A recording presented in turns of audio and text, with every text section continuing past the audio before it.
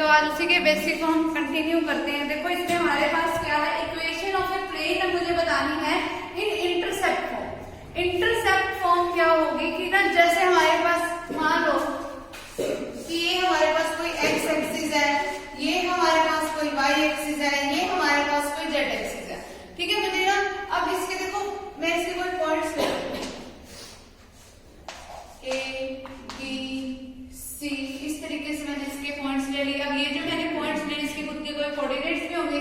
इस ए पॉइंट ऐसा है जो एक्स एक्सिस के ऊपर है, तो इसके कोऑर्डिनेट्स कैसे होंगे, कुछ ए 0 0 टाइप के, क्योंकि एक्स एक्सिस के ऊपर वाई भी 0 और जेड भी 0। फिर बी पॉइंट के कोऑर्डिनेट्स क्या होंगे, 0 भी 0। सी पॉइंट्स के कोऑर्डिनेट्स क्या होंगे, 0 0 सी।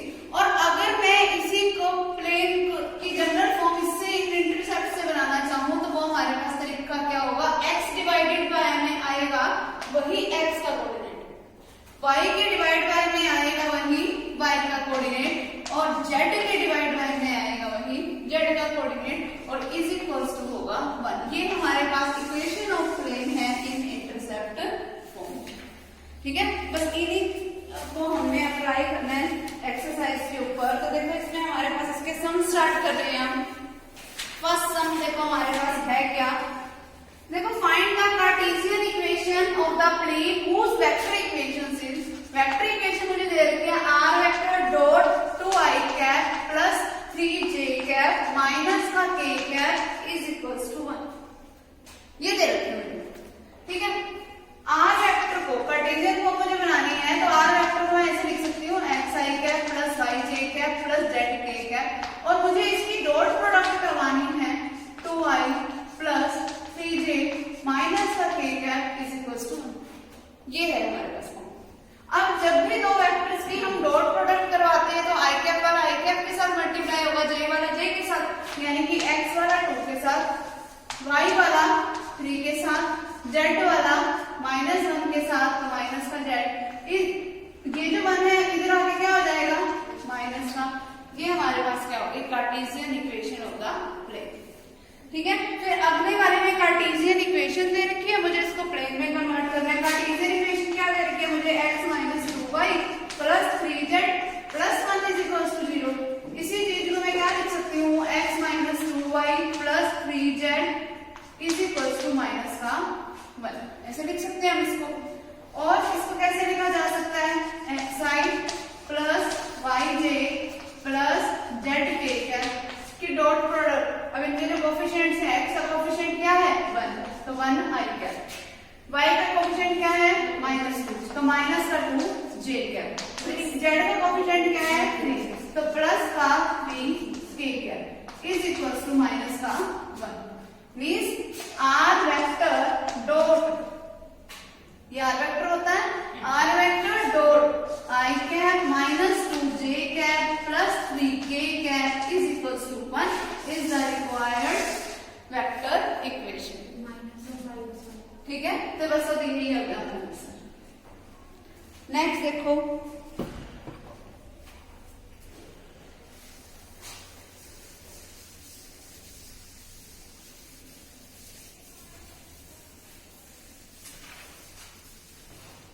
second sum, find the vector equation of a plane which are at a 4 unit distance from the origin and normal to the vector is this।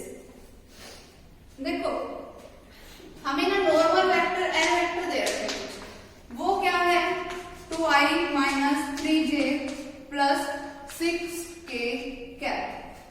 ठीक है, ये दे रखे हैं मुझे, और ना मुझे ना डिस्टेंस दे रखा है। डिस्टेंस देखो वैसे जो हमारे पास जो जनरल फॉर्म होती है वो क्या होती है, r vector dot n cap is equals to p, यही होती है हमारे पास फॉर्म।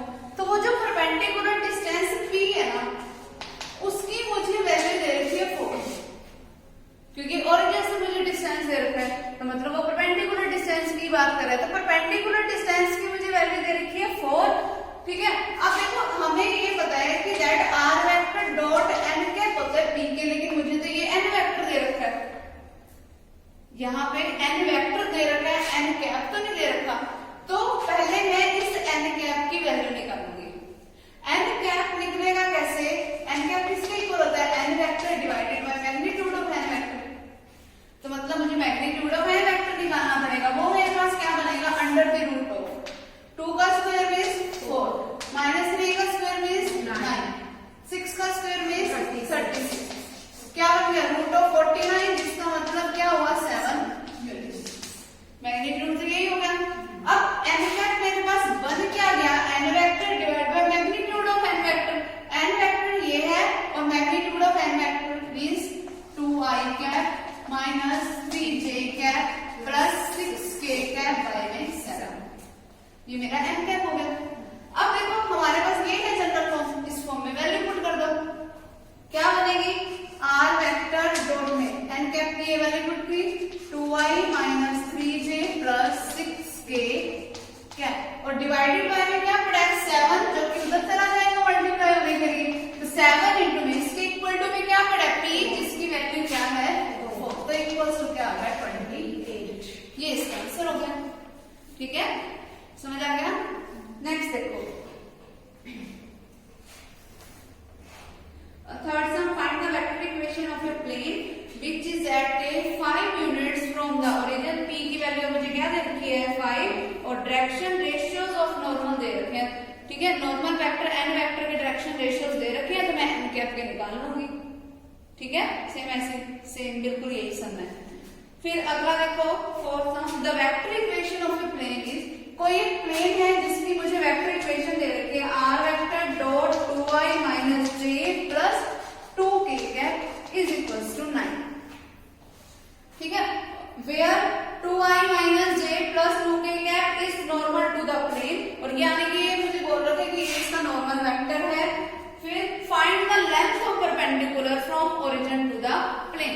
लेंथ ऑफ परपेंडिकुलर बताना है मुझे, मतलब वैल्यू मुझे किसकी बतानी है p की। परपेंडिकुलर डिस्टेंस बताना है ना, तो मुझे मतलब वैल्यू बतानी है p की। देखो ये तो मुझे n वेक्टर दे रखा है हमारे पास। देखो दो अपन इस तरीके के फॉर्मूले पढ़े थे, that r vector dot n vector is equals to q and r vector dot n cap is equals to p। ये दो फॉर्मूले अपन पढ़े थे।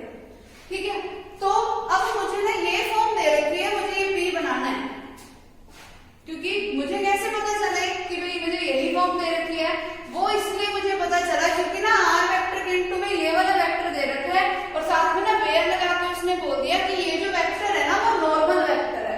अगर उसने बोला होता कि वो यूनिट नॉर्मल वेक्टर है तो मतलब मुझे एन कैप दे रखा होता। अब उसने सिर्फ मुझे ये बोला कि ये वाला वेक्टर जो है वो नॉर्मल वेक्टर है, मींस फॉर्म क्या है ऐसी है। अगर उसने बोला होता कि ये वाला वेक्टर यूनिट नॉर्मल वेक्टर है, मतलब फॉर्म कैसी होती ये वाली। आगे समझ, क्योंकि ये यूनिट नॉर्मल वेक्टर को लिखने का तरीका तो कैप की फॉर्म है ना, तो ये डिफरेंस है दोनों में, तो कंफ्यूज नहीं होना। फिर अब देखो अगर मुझे ये दे रखा है तो मतलब पहले मुझे वो एन कैप निकालना पड़ेगा। एन कैप निकलता कैसे है कि जब मैं एन वेक्टर को डिवाइड कर दूं मैग्नीट्यूड ऑफ एन वेक्टर से, तो पहले मैं मैग्नीट्यूड ऑफ एन वेक्टर ही निकाल लेती हूँ। अगर एन वेक्टर इसके इक्वल है तो मैग्नीट्यूड ऑफ एन वेक्टर मेरा क्या बनेगा, अंडर द रूट ऑफ 2 का स्क्वायर 1 का स्क्वायर 1 2 का स्क्वायर 4 रूट ऑफ 9 इज 3। ठीक है, इसका मतलब इस जो फॉर्म है इसको मुझे डिवाइड किससे करना है 3 से डिवाइड करना है, तो 9 को 3 से डिवाइड करोगे तो 3, तो p की वैल्यू क्या हो गई 3। बस समझ आ गया। नेक्स्ट देखो, find the direction cosines of the perpendicular from the origin to this plane। अब डायरेक्शन कोसाइंस क्या होते हैं, जब ये चैप्टर स्टार्ट हुआ था तब भी मैंने तुम्हें एक चीज बताई थी कि जो यूनिट वेक्टर के जो कोफिशिएंट्स होते हैं ना i कैप j कैप और k कैप के, वही होते हैं डायरेक्शन कोसाइंस। अब मेरे पास ना ये फॉर्म दे रखी है that r vector dot 6i minus 3j minus 2k cap is equals to minus का 1, ये फॉर्म दे रखी है। अब पहले ये हमारे पास कोई नॉर्मल एन वेक्टर है, पहला काम मैग्नीट्यूड ऑफ एन वेक्टर निकालो। वो मेरे पास मैग्नीट्यूड ऑफ एन वेक्टर क्या बनेगा, under the root of 36 plus 9 plus 4 means root of 49 divide करते हैं इस पूरी इक्वेशन को किससे, 7 से। ये अभी मेरे पास n वेक्टर की फॉर्म थी, अब जो मैं इसको चेंज कर रही हूँ किस फॉर्म में, r vector dot n cap is equal to p की फॉर्म में। ठीक है, तो मैंने इसको ये चेंज किया है। अब देखो जब मैं इसको ये चेंज कर रही हूँ तो अब ये मेरे पास बना क्या, देखो r vector dot 6/7 i cap minus 3/7 j cap minus 2/7 k cap is equal to minus 1/7। तो डायरेक्शन कोसाइंस क्या होते हैं, जो n कैप के कोएफिशिएंट्स होते हैं वो क्या हो गए मेरे पास 6/7। डायरेक्शन कोसाइंस को लिखते हैं ऐसे ब्रैकेट से ना, तो 6/7 माइनस 3/7 माइनस 2/7, ये क्या हो गए इसके डायरेक्शन कोसाइंस। अगर हम चाहें तो इसमें से माइनस कॉमन भी ले सकते हैं, क्योंकि डायरेक्शन कोसाइंस अपने आप में ना रेशियोज में होते हैं, तो उसमें से कुछ भी कॉमन लेके सभी में से हमको कैंसिल आउट भी कर सकते हैं। तो इसका रिजल्ट हम ये भी बोल सकते हैं माइनस का 6/7, 3/7 और 2/7, जो मर्जी बोलो वही इसका आंसर है। ठीक है, क्लियर, ये मुझे निकालना था। नेक्स्ट देखो, reduce the equation of the plane in normal form। देखो पहले जो मेरे पास इक्वेशन दे रखी है मुझे इसको नॉर्मल फॉर्म में चेंज करना है। नॉर्मल फॉर्म में चेंज करने का मतलब वही r vector dot n cap is equal to p वाली फॉर्म, वही होती है नॉर्मल फॉर्म। ठीक है, तो अब ये मेरे पास जो इक्वेशन दे रखी है, पहले तो मैं इसको वेक्टर फॉर्म में कन्वर्ट कर लेती हूँ, फिर मैं उसकी नॉर्मल फॉर्म बना लूंगी। देखो हमारे पास क्या बनेगा, x minus 2y plus 2z is equal to 6, जिसका मतलब क्या हुआ x i cap plus y j cap plus z k cap dot i minus 2j plus 2k cap is equal to 6। ये हो गया। अब मैं इसको क्या लिख सकती हूँ, r वेक्टर डॉट में यही वाली होगी, ठीक है, is equal to 6 i minus 2j plus 2k cap. अब मुझे इसको नॉर्मल फॉर्म में चेंज करना है, मतलब यहाँ पे मैं इसकी परपेंडिकुलर डिस्टेंस वाली फॉर्म लेके आऊँ। परपेंडिकुलर डिस्टेंस वाली फॉर्म तो तब आएगी जब मैं इसको डिवाइड कर दूंगी मैग्नीट्यूड ऑफ n वेक्टर से। तो पहला काम मुझे इसका क्या करना है, मैग्नीट्यूड ऑफ n वेक्टर निकालना है। तो वो क्या बनेगा, अंडर द रूट ऑफ 1 का स्क्वायर 1 माइनस 2 का स्क्वायर 4 2 का स्क्वायर 4 रूट ऑफ 9 इज 3। मतलब इसी को मुझे डिवाइड किससे करना है, 3 से। 3 से डिवाइड किया तो मेरे पास 2 आ गया। ठीक है, अब मेरे पास ये फॉर्म बन कैसे गई, r vector dot 1/3 i cap minus 2/3 j cap plus 2/3 k cap is equal to 2। Normal form में होगी कन्वर्ट। इसके बाद इसने हमसे पूछा क्या है, hence find the length of the perpendicular. अब मुझे लेंथ ऑफ परपेंडिकुलर बतानी है, वो तो यही होती है p। ठीक है, तो वो क्या है 2। फिर उसने हमसे क्या पूछा है, also find the direction cosines of the normal to the plane. Direction cosines यही होते हैं जो n कैप के कोएफिशिएंट्स हो, मतलब 1/3 माइनस 2/3 प्लस का 2/3। क्लियर है। नेक्स्ट देखो, find the coordinates of the foot of the perpendicular to this plane. ये फुट ऑफ परपेंडिकुलर वाले अपन हम बाद में करेंगे, इकट्ठे करेंगे सारे जितने भी हैं। देखो 8 सम देखो पहले, find the vector and Cartesian equation of the plane which passes through this point and perpendicular to the line with the direction ratios this। अब देखो मुझे पासिंग पॉइंट पता है, पासिंग पॉइंट मेरे पास क्या है 5 2 एंड -4। फिर यानी कि ये मेरे पास वैल्यू किसकी है, r1 वाले वेक्टर की। पासिंग पॉइंट अपने पास अपने फॉर्म पढ़े थे ना लास्ट टाइम, एक पासिंग पॉइंट है, तब हमारे पास इक्वेशन क्या आएगी, r vector minus r1 vector dot n cap is equals to 0, dot n vector is equals to 0। यही थी हमारे पास जनरल इक्वेशन। तो मेरे पास r1 वेक्टर है हमारे पास। अब मुझे n वेक्टर क्या दे रखा है, वो देखो n वेक्टर है जिसके हमारे पास n वेक्टर मींस वही परपेंडिकुलरली जो होते हैं n वेक्टर, और उसके डायरेक्शन रेशियोज मुझे दे रखे हैं 2 3 और माइनस का 1। मतलब n वेक्टर को मैं इस इनकी कोएफिशिएंट्स की फॉर्म में लिख सकती हूँ। तो मेरे पास बनेगा क्या, वो देखो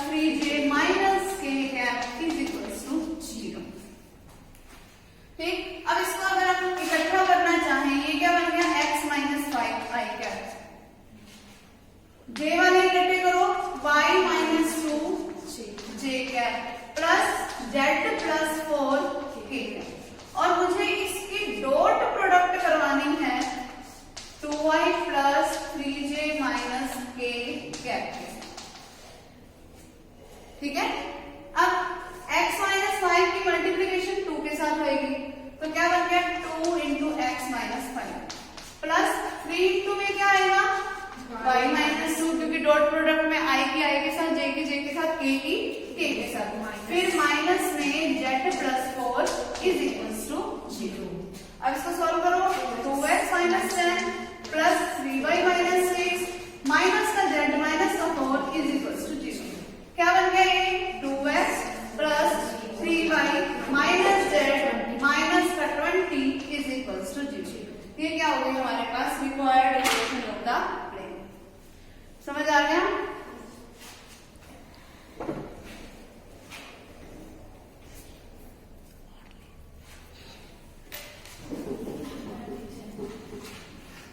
देखो अब हमारे पास नेक्स्ट सम क्या है?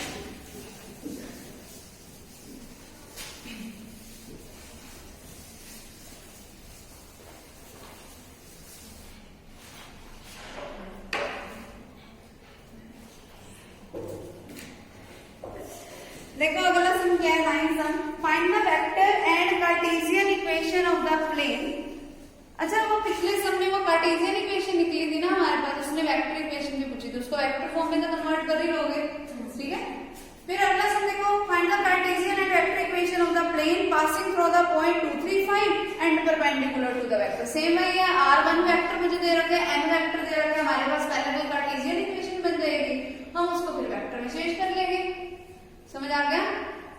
अगला देखो 10th sum, find the equation of the plane passing through the point 3, -1 और 2।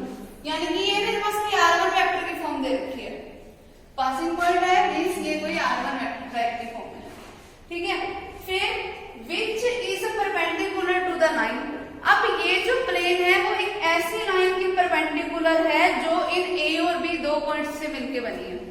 तो मतलब मुझे नॉर्मल वाली जो परपेंडिकुलर वाली जो लाइन है उसके कोई दो पासिंग पॉइंट पता है, मुझे उस लाइन की जो डायरेक्शन रेशियोज है वो नहीं पता, मुझे नहीं पता वो एन वेक्टर क्या है, लेकिन उस लाइन के मेरे पास कोई दो पासिंग पॉइंट दे रखे हैं, वो है 4, 3 और -2, और कोई बी पॉइंट है मेरे पास 2, -3 और 6। अब जो नॉर्मल वाली लाइन है वो इन दो पॉइंटों से मिलकर बनी है, तो मेरे पास कोई भी वेक्टर की मैं इक्वेशन कैसे निकाल सकती हूँ कि position vector of B minus position vector of A कर दूं मैं। यही होता है तरीका ए बी वेक्टर निकालने का, यानी कि A B vector means normal vector निकालने का। वो कैसे निकलेगा? 2 - 4 मींस माइनस का 2 आई कैप, -3 - 3 मींस माइनस का 6 जे कैप, 6 + 2 मींस प्लस का 8 के। ये मेरे पास क्या हो गया? N vector. r1 वेक्टर मुझे पता है, n वेक्टर भी पता है, अब बस r - r1 dot n vector is equals to 0 करना है मुझे, और मेरे पास हो जाएगी इस लाइन की इक्वेशन, ठीक है, सॉरी प्लेन की इक्वेशन। आगे वाला देखो, इससे अगला में को सेम है हमारे पास, सेकंड वाला पॉइंट तो इसी का, इसी सम का सेकंड पॉइंट तो सेम है, वही position vector of B minus position vector of A करना है, एन वेक्टर आ जाएगा, ठीक है। अब देखो इसका जो थर्ड वाला है, थर्ड वाला में क्या बोल रहे हैं? Find the vector equation of the plane passing through the point having position vector. r1 vector की मुझे वैल्यू दे रखी है 2i cap plus j cap plus k cap and perpendicular to this vector, यानी कि n वेक्टर की भी मुझे वैल्यू दे रखी है, वो है 4i - 2j plus 3k cap, और फिर मुझे फाइंड क्या करनी है? इसकी कार्टेशियन, ठीक। अगला देखो, the position vector of 2 points a and b are. पहले मुझे पोजीशन वेक्टर ऑफ a दे रखे हैं, वो क्या है? 3i plus j plus 2k cap. फिर पोजीशन वेक्टर ऑफ b मुझे क्या बोल रखा है? i cap minus 2j cap minus का 4k कैप। उसके बाद देखो क्या बोल रहा है? Find the vector equation of the plane passing through the point b। देखो मुझे अब प्लेन की इक्वेशन निकालनी है जिसका पासिंग पॉइंट क्या होना चाहिए? b, यानी कि ये जो b पॉइंट है वो मेरा r1 वेक्टर का काम करेगा। पासिंग थ्रू b बोला है, मतलब b वाले को ही मैं r1 वेक्टर की फॉर्म में लूंगी, मैं a को नहीं ले सकती, ठीक है। और फिर हमें बोला है एंड परपेंडिकुलर टू ab, मतलब n वेक्टर भी a और b से मिलके बन रहा है, तो n वेक्टर बनाओगे कैसे? Position vector of b minus position vector of a करके, वो क्या बनेगा? -2i कैप, क्योंकि उसने मुझे ab वेक्टर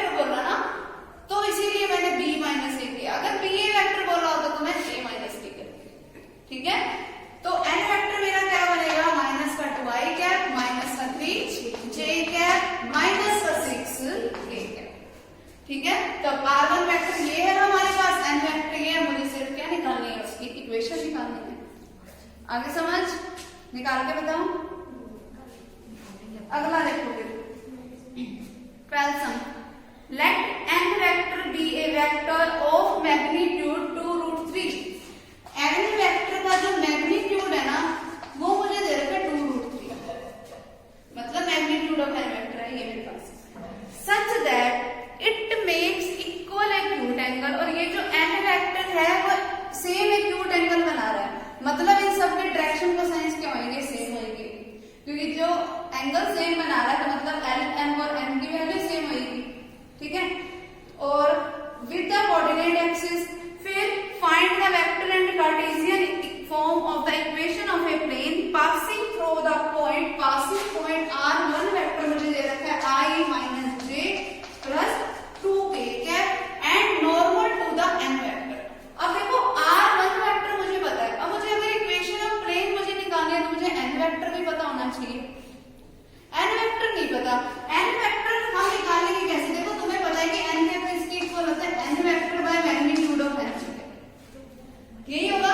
इट मींस कि मैं n वेक्टर निकालूंगी कैसे, n कैप की जब मैं मल्टीप्लिकेशन करूंगी इससे, तो मैग्नीट्यूड ऑफ n वेक्टर तो है मेरे पास, लेकिन मेरे पास n कैप तो नहीं है अभी, तो पहला काम मेरा क्या होगा, n कैप को निकालना। इसमें l m और n की वैल्यू सेम है, क्यों, क्योंकि सेम एंगल बना रहे हैं, और हमें एक रिलेशनशिप पता है that l square plus m square plus n square is equal to the वर्ग के, मतलब अगर ये आपस में सेम है तो l square plus l square किसके इक्वल होगा, वर्ग के, तो 3l square is equal to 1, l square is equal to 1/3, n is equal to 1/3 is equal to n के भी होगा, इज इक्वल टू n के भी होगा। आगे समझ, इट मींस कि n कैप मेरे पास बन क्या गया, n कैप क्या होता है, l i cap plus m j cap plus n k cap, ठीक है। तो n cap is equal to, n की वैल्यू क्या है 1/√3 i cap plus 1/√3 j cap plus 1/√3 k cap. अब मुझे निकालना क्या है, n वेक्टर निकालना है। n वेक्टर क्या हो जाएगा कि इसकी मैं मल्टीप्लाई करा दूं मैग्नीट्यूड ऑफ n वेक्टर से, मैग्नीट्यूड ऑफ n वेक्टर क्या है मेरे पास 2√3 multiplication 1/√3 i cap plus 1/√3 j cap plus 1/√3 k cap, क्या बन गया 2i प्लस 2j प्लस